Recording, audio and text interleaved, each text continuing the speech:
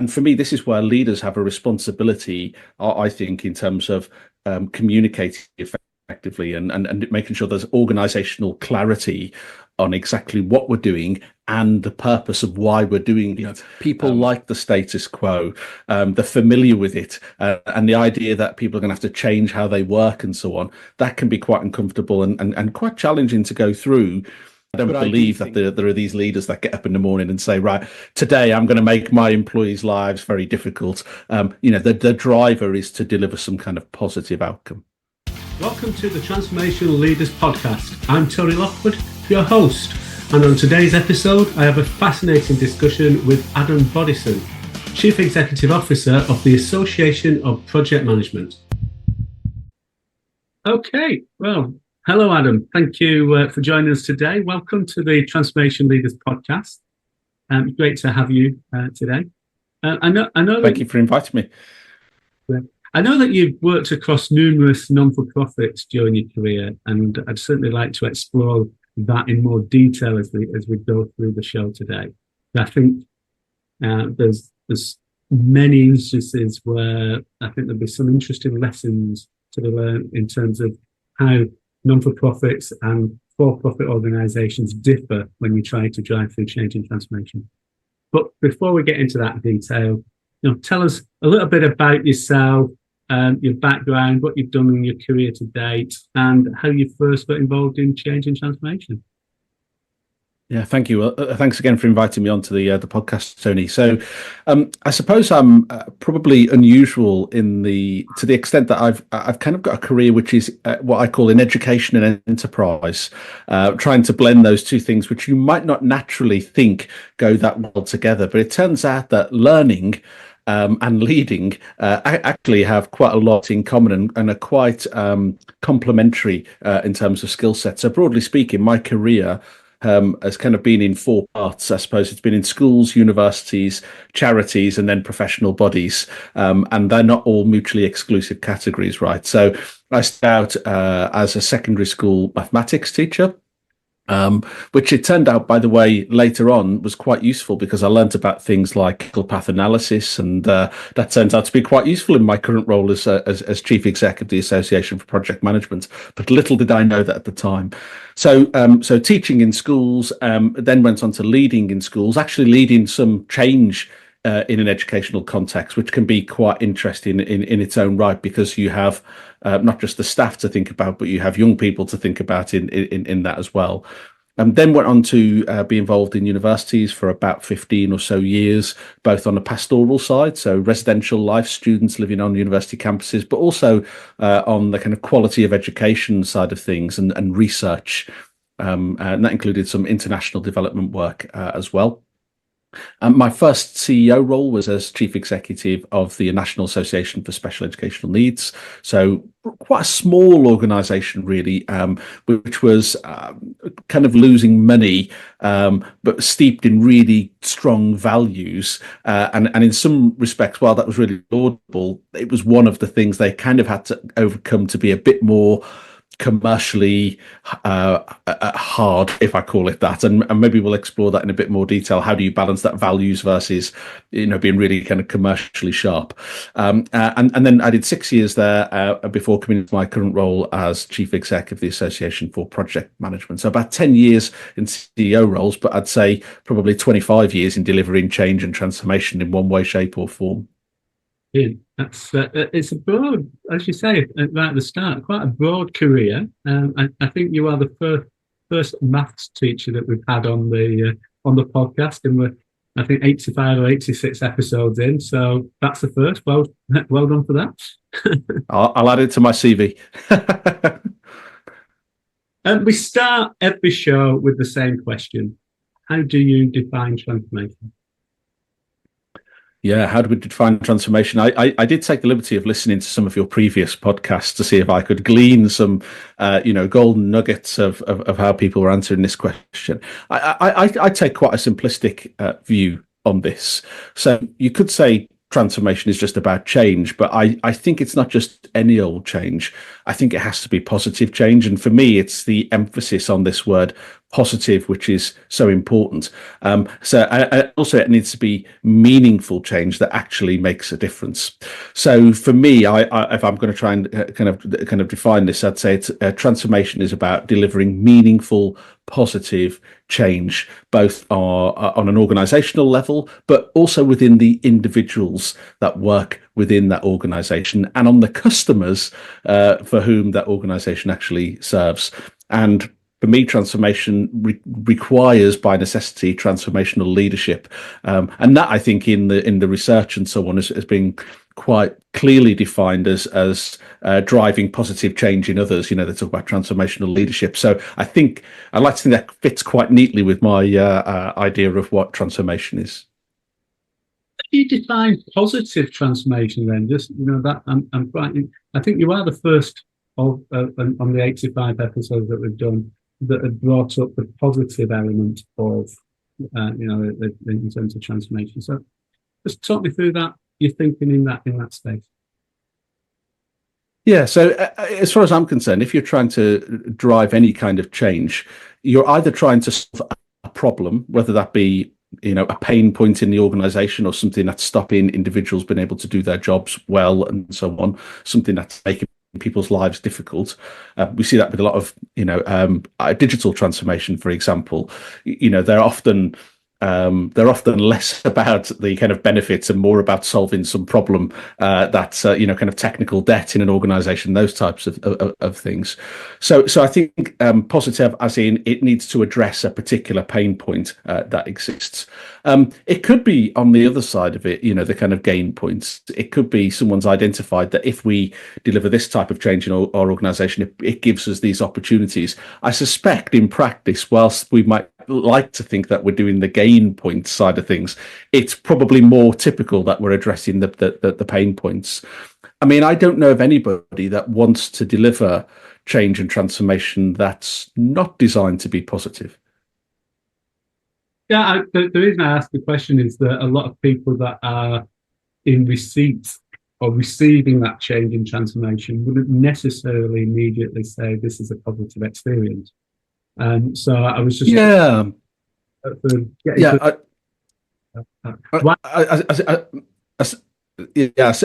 see where you're coming from. So when I'm talking about positive, I'm talking about the outcome rather than necessarily the process, because I completely agree with you that the thought even sometimes of change and transformation can be very daunting for people.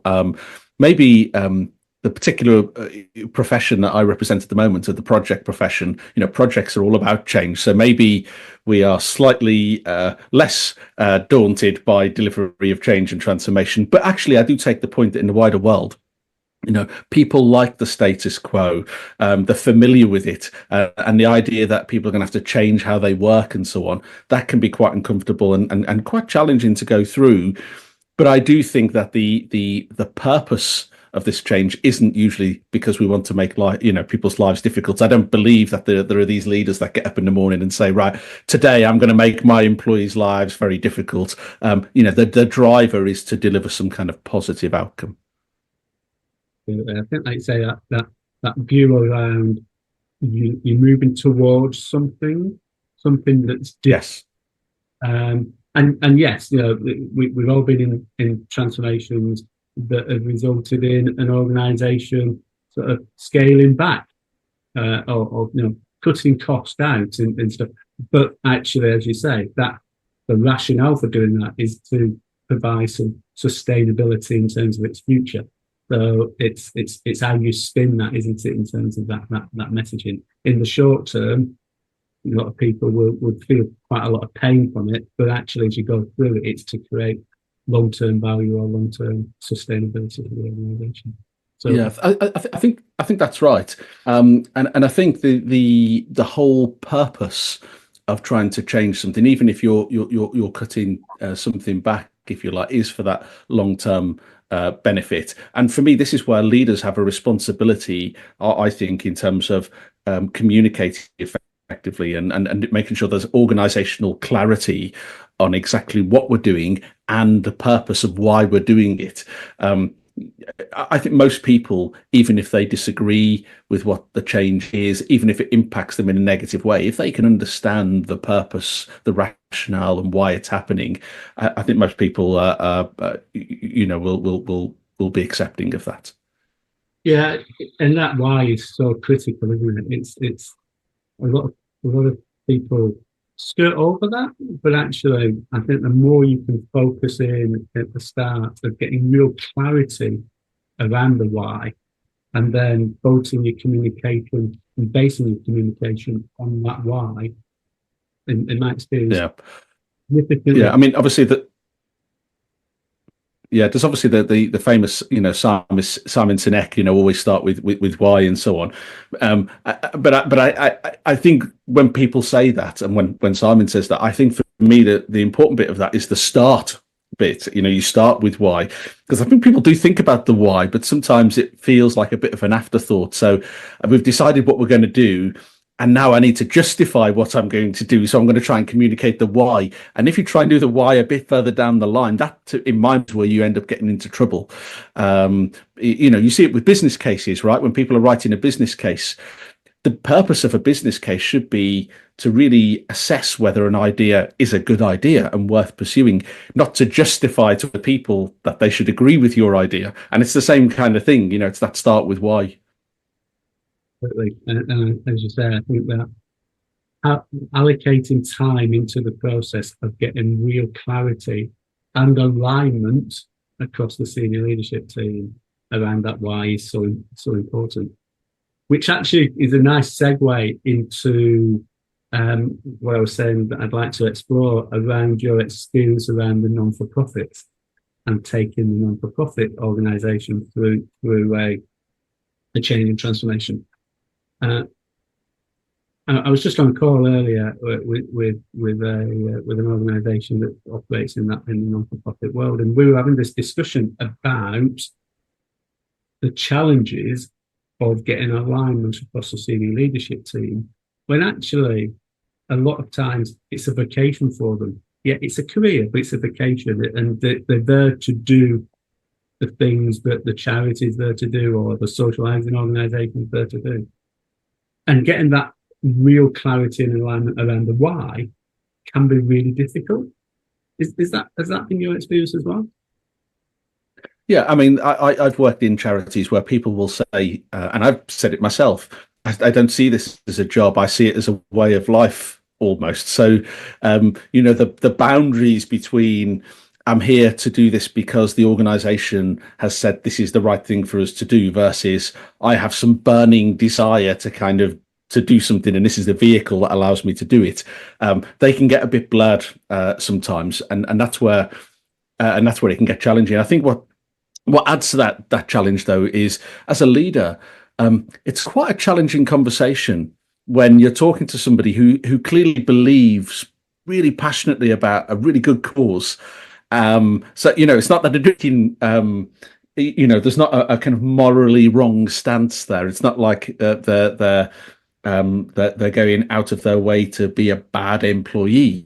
But actually, it might not be aligned, as you say, with the wider organisation. So that can be a challenging conversation to have as a leader, because you're telling someone almost, don't follow your heart on this. You need to come along this other path with us, and that's hard, but not impossible.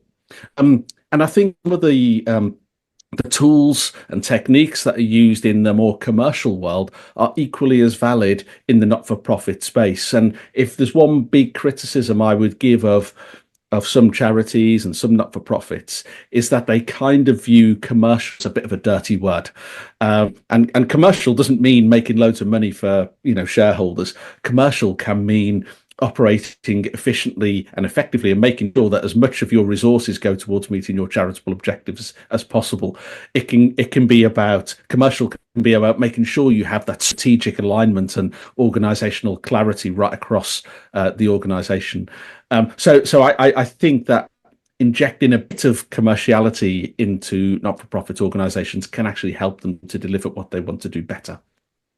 Yeah, I'd go further, really. I think that the non-for-profit organisations that have got a very commercial view, in the context that you've just described, that are the ones that deliver the best services out to the chosen client base, customer base, support base, because that perspective of saying, yeah, we need to operate as efficiently as possible to deliver the services that we're here to deliver, it is absolutely critical, isn't it? And Yeah, absolutely. I mean, I'll give you a kind of a real example. So when I was appointed as chief executive at the National Association for Special Educational Needs, 90+% of their revenue was coming from kind of membership fees.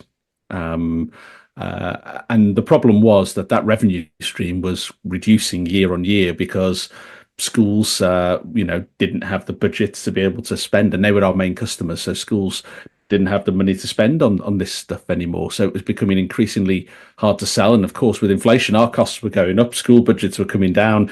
It was a kind of a perfect storm of issues. And my solution to this, or my proposed solution, which did later become the solution, was to say, let's make the membership free. So you can imagine me saying to the board of an organization, your main revenue stream, let's just stop that and do something else. This was trying to sell ice to the Eskimos kind of territory, right? I mean, it was really different. The reality was the organization didn't really have any other choice. If they tried to cut the costs or tried to repackage it in some way, it would have been a slow death for the organization over a period of time. Ultimately, the board did go with this. We made the membership free.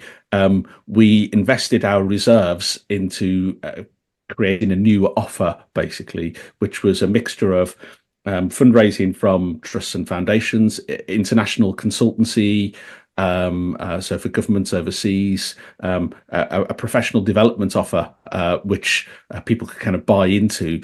And the combination of all of those different things meant that our revenue increased fivefold, even without a membership. But that was, in terms of change and transformation, this almost went against the principles of, but that membership is our core business, But the thing actually that enabled me to drive agreement with this was to say, if membership is the thing we want everybody to have, it's our core business, let's give it to people. Let's really be true to our charitable aims, and we won't make any money off that at all. Let's give it away. So you can actually use the charitable aspect to drive some of the commercial change that's needed if you need to. How long did that take you to get that alignment then? Because as you say, it fundamentally you're going from one extreme to the other, aren't you? In terms of majority of the majority of revenue is driven by membership fees to none of the revenue is driven by membership fees. It is, it's 180 degrees, isn't it? Yeah. It wasn't an instant moment in time for sure. And I kind of did it in phases, probably took about 3 years in total. The first phase, by the way, was to introduce a tiered membership. And a tiered membership was a kind of bronze, silver, gold, where the silver was kind of broadly speaking what we already had. The gold membership was a kind of premium services, which was never really going to, I mean, if people weren't buying the silver, are they going to buy the gold, right? But that's almost a bit of an experiment, that one. And the bronze membership was free. So that was to say, well, look, if you want to be part of this organization, you believe in what we're doing, but you can't afford it, then we're still here for you.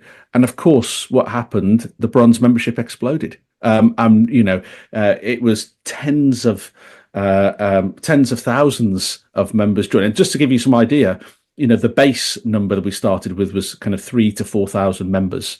So when I'm talking about tens of thousands joining the bronze membership, you start to see, wow, there's a huge market out there. And these people can't buy membership, but they can buy other things, and they've got other pots of money they can dip into.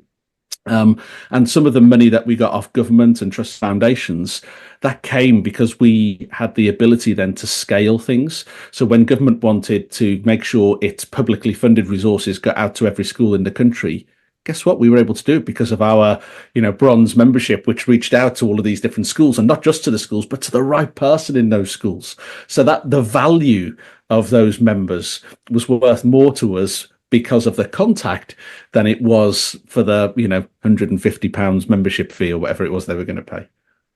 Interesting. And there was some research I was reading some research probably 18 months ago, maybe 2 years ago now. And I've seen it repeated recently. And it was about, if you give something away free, then the value that people get from that is significantly reduced because they're not committed to it. I did that play out with those bronze members. Yeah, it's a, and I think in general I would agree with that, but I do think there's a context that's important here. So what we were talking about was SENCOs. So for your listeners who maybe don't know what that is, that's a special educational needs coordinator in school. So it's the individual in a school who's responsible for making sure that children's needs are met. It's a very resource constrained role in terms of time, allocation of financial resource, and so on to do the job. And so they desperately wanted the service, and if they had the money, they would have bought in. The issue was that they didn't have the money, and also they're the only one in their school, so they wanted to be part of that network. So there was a kind of drive there that perhaps is contextually different to, I'm just going to kind of put something out to the mass market and say it's free, come and, or put a free event on and say anyone can come. I think this is quite targeted. So the demand was there, but the resource to buy into it wasn't. And as a charity, we were able to do something a bit different. Yeah, you were just removing that hurdle, weren't you? As you say, there's an demand, but there was a few hurdles in the way, one of which was the membership fee. But which comes back to that point earlier on I said about pain points and removing pain points. I kind of take the view that one of the biggest roles of a leader of any organization is to just identify the pain points and remove them. That seems to be what I spend most of my time doing in all of the leadership roles I've had. Yeah, absolutely, totally agree with that. So in terms of your leadership roles in the various organizations, what do you think have been the critical skills, the skills that you brought that you feel have made the real difference in achieving the outcomes that you wanted to achieve? I think for me, a big part of it has been emotional intelligence and cultural competence. So these are probably on the softer end of the kind of hard skills, soft skills of leadership, but probably they are the two things that give you the best opportunity to bring people around to your way of thinking, to get them to be honest about their own way of thinking, and to get people to go on any kind of change and transformation journey. So let me just say a bit more about what I mean by those. So by the emotional intelligence point, I'm talking there about I've worked with people who are really clever people. They really know their job well. They deliver well, but sometimes they run into a problem, not because they've done something technically wrong, but because they've misread a situation and therefore dealt with it in the wrong way. And the damage that can be caused by one mistake, it can undo, a 10-year long relationship sometimes. So I think being able to kind of tap into how people are thinking, how people are feeling when you're in a room and someone pitches an idea and everybody says it's a good idea, but there's something in your gut that says people don't really think this is a good idea. So you go and have some of those softer follow-up conversations to really understand where people are. That's where, for me, some of the real magic happens. The cultural competence piece is slightly different. So I think this is partly about emotional intelligence, but it's partly about understanding people from different backgrounds and therefore what they might perceive different situations in a different way. So as an example, when I was in school, I went to a very rough kind of primary school.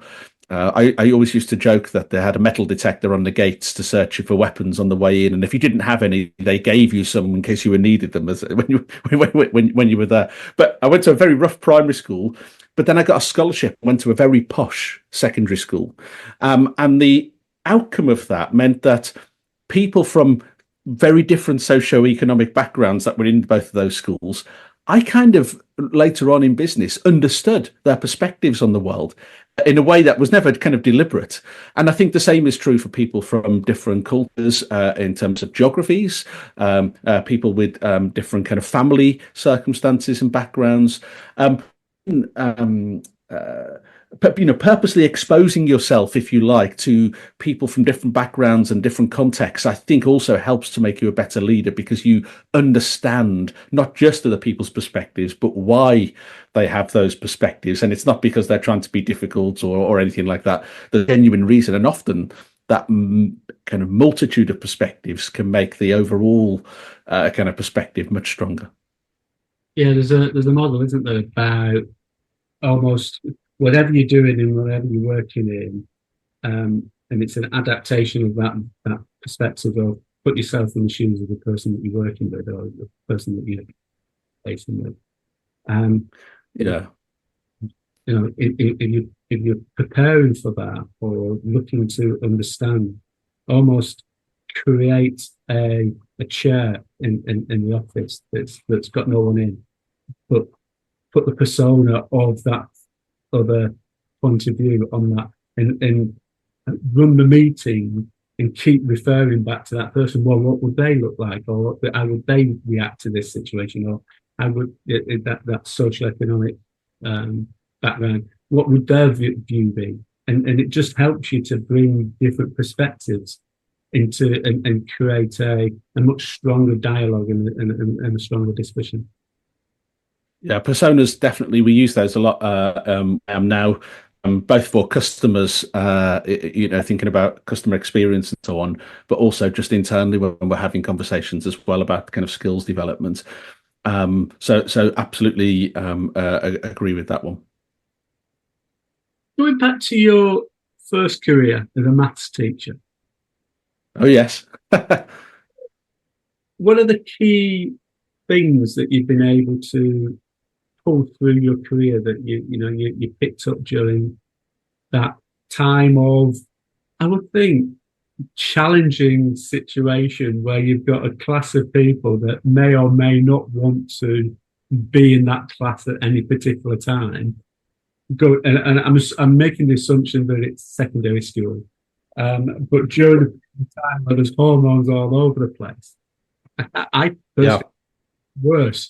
But I'm sure there's some real key lessons that you picked up there that you've been able to carry through your career.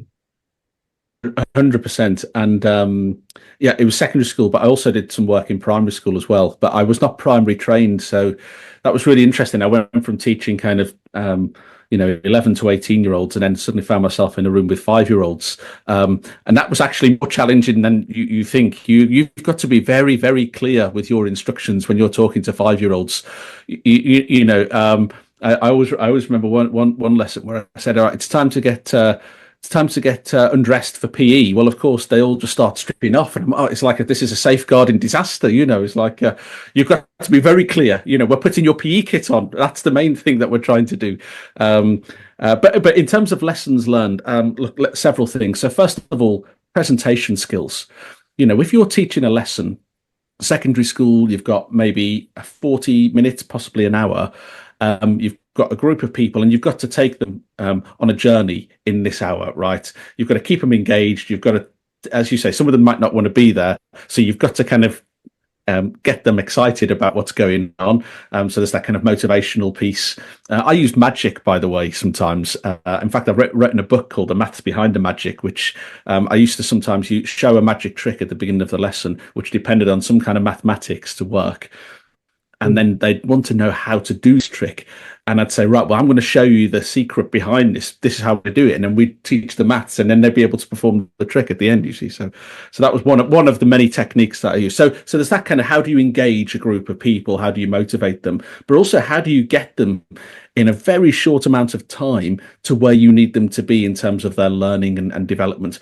That's kind of what we do a lot as a leader. You think when you're doing a full staff meeting and you've really got to sell the idea of some new initiative to a couple of hundred people, it's quite a similar process. The other thing is building rapport very quickly. So I think about the work that I do now in business development. There's nothing more difficult actually than going into a room of 35 16-year-olds who probably don't want to be there. It's too early in the morning and everything else. And you've got to instantly build rapport with them. You learn pretty quickly how to do that. And also when people are negative, how you kind of maintain that kind of positive mental attitude. So there's that building rapport. And then also the kind of sales piece of this. I'm going to sell you this idea that you probably don't want. That's in there as well. So all of that relationship building, communication, sales, business development, it's all in there. And the last bit I would say is lightheartedness and comedy. If you're working with young people, you can't go in too heavy, right? You've got to keep it light, but it's got to be appropriate humor. Okay, so because at the end of the day, we're talking about children. Isn't that quite similar to what I want to do in a business meeting? I want to get people laughing and smiling, because that's how you build up a good relationship. But you've got to keep it appropriate as well. So that kind of comedy within constraints, if you like, is also, I think, a good skill that's kind of pulled through. I think there's so many similarities, though, isn't there? As you say, when you're in an organisation, you're driving through change. And there's so many things that you mentioned there that I've never been in a class. Well, I've been in a classroom as a pupil, never been in a classroom as a teacher, but being in large scale meetings in organisations that are trying to take people on that journey, and there's so many similarities.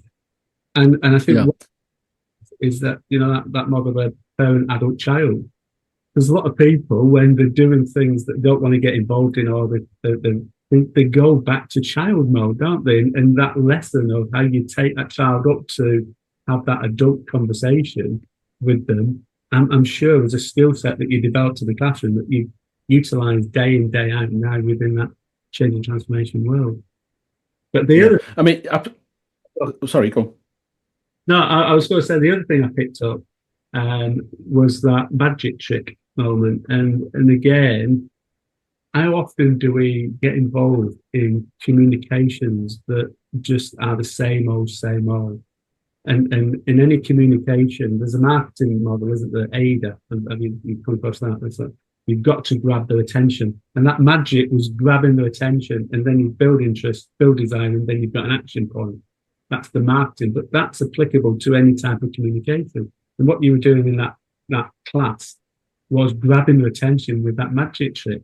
Love it.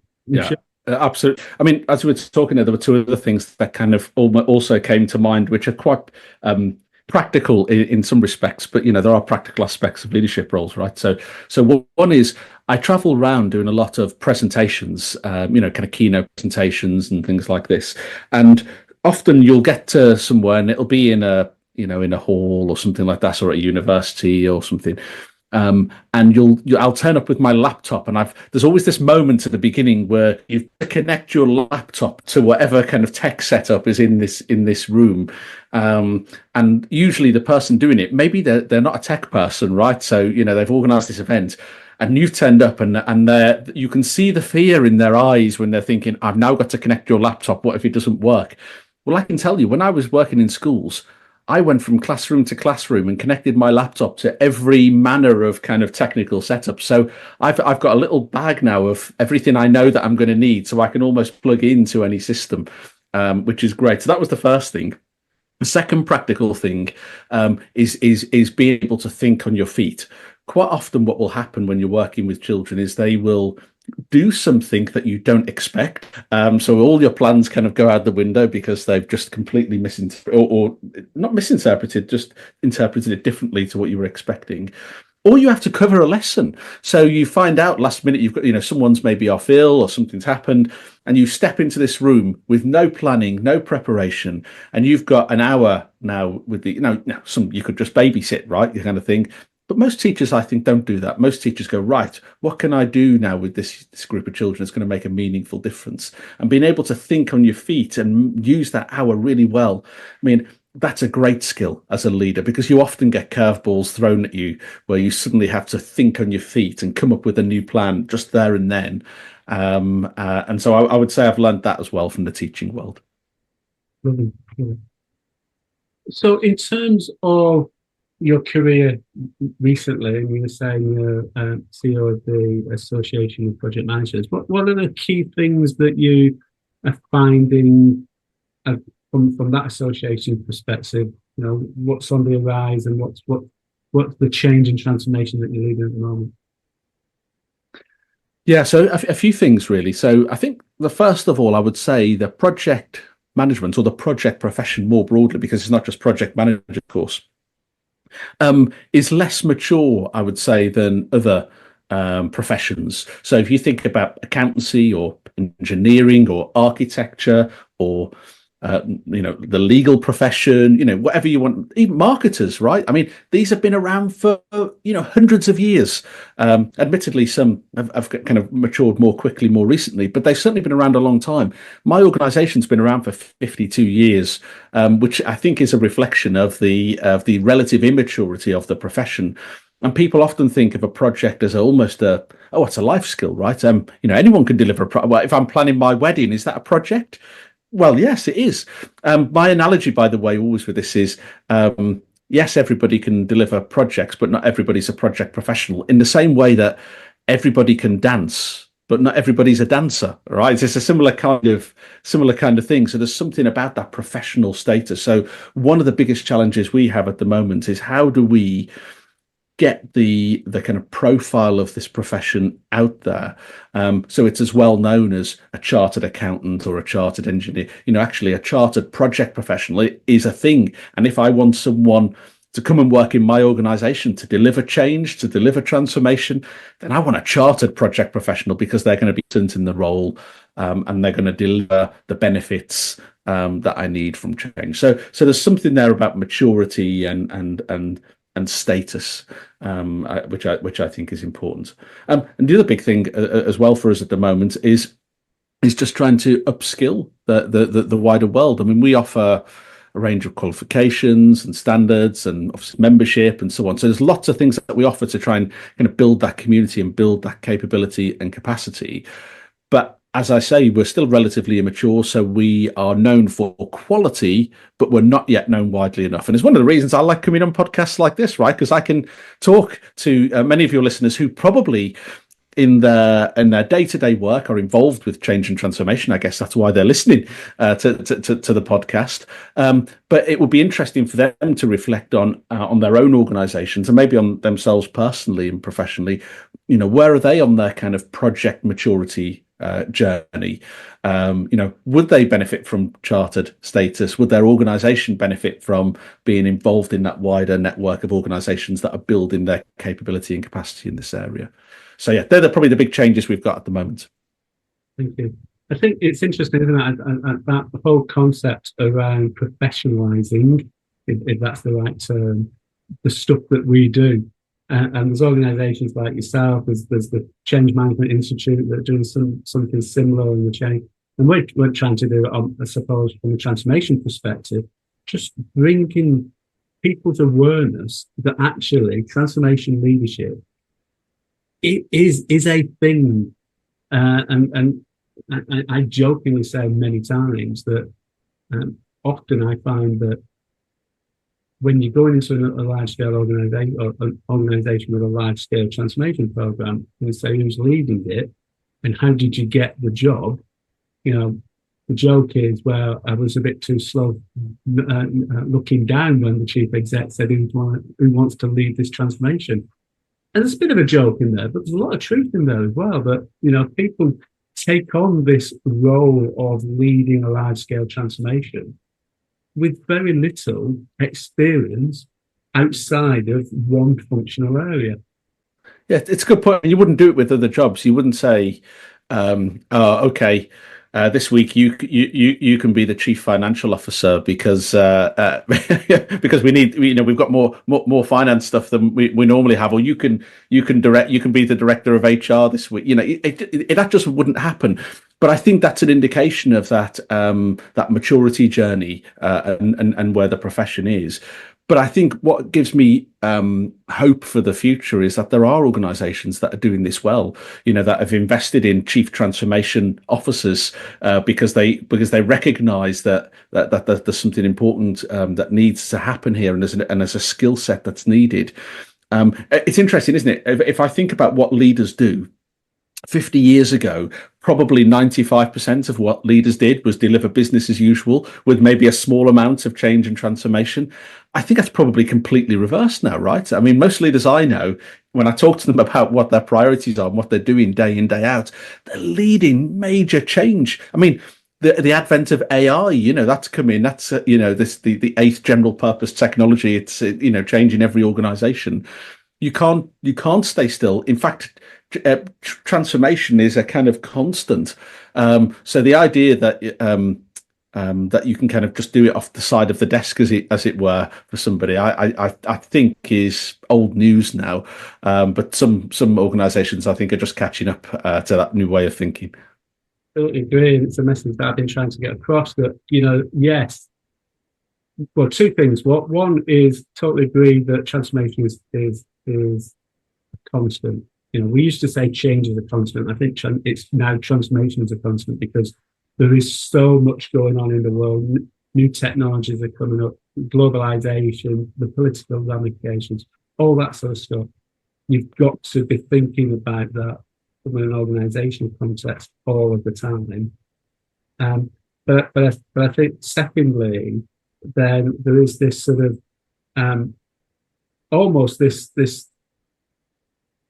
view that you can look through one lens at transformation, and in reality, you need to look at it as a whole, as an organisation. So, having a transformation leader reported into the finance officer, or to the ops officer, or often into the technology CIO office, really makes you sort of look through that one lens. And actually, transformation doesn't happen functionally; it happens across the whole organisation. And I think that's the big difference, where we do, as more organisations do need to invest in chief transformation officers, and we do need to create this career. And as a chief exec and as a leader, and we touched on this in the conversation before the call. I see them being more as like a chef, and all the people are the ingredients, and you mix those ingredients. And I remember having a conversation with you a few weeks ago about the difference between project managers, change managers, transformation. They're all just different ingredients, and you put it into the pot. And if you miss one of those key ingredients out, what is the outcome? Doesn't taste, or doesn't feel, or doesn't look what you're expecting, because you've missed one of the key ingredients out. And the skill of a leader is to the right ingredients at the right levels, putting into the pot at the right time. Absolutely. And I'd almost go slightly further actually and say the difference between those who are delivering change and transformation versus kind of the functional leaders. Not to say that one's better than the other, but for those who want to go on to be a chief exec, it is a good stepping stone, isn't it, if you've been involved in change and transformation? Because if you think of the breadth, the cross-functional breadth you have to really deliver successful transformation, that's not too dissimilar to the kind of breadth you need to have to be a really effective chief exec.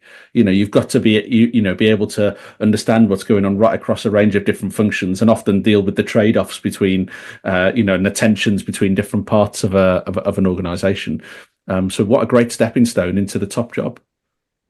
it is one of those, probably the few, if we create the path in the right way, it's one of the few roles that you can actually get a sense across all of the core functions. So when you do step into that CEO role, you have an understanding, and you can look at the organisation as a whole, rather than, as we said earlier, looking at it through that bias of the functional area that you come from, which we all know that we all tend to look through things with our own bias. I've just noticed that Absolutely. we're coming towards the end, and we always end with the same question: what's your one non-negotiable in terms of successful change and transformation? I would say it's about embracing change. So the analogy that always comes to mind to me is the old, and I'm sure your listeners will have heard this before, but it's the old Henry Ford conversation where he talks about, well, if we just keep trying to make what we've got better and not change it, then what we'd end up with is a faster horse rather than the car. In terms of the advent of the motor car. So I feel that particularly now with AI really on the cusp of, I mean, it's been around for a while, but it's really on the cusp of becoming a game changer now. There are still people out there who are kind of in the headspace of, oh, well, I hope this AI thing just goes away at some point, and it doesn't, but it'll all come crashing down in a few months and it'll just been a fad kind of thing. I just think we're not in that space at all. So this kind of embrace change when it comes along is for me the non-negotiable, because otherwise you get left behind. Adam, once again, thank you for your time. Whether you're a senior executive steering complex transformations or a mid-level manager looking to make a significant impact, the Transformation Leader's body of knowledge is your go-to guide. This comprehensive resource covers best practices, strategies, and tools that will help you navigate change management challenges and drive successful outcomes in your organization. Grab a copy and let me know what you think. Thank you for listening to this podcast. We're always interested in hearing from you. What do you find useful from this pod? What do you want us to cover in more details in future? Please do press the subscribe button. It helps us to reach more people and to share the experiences of all my guests. See you soon.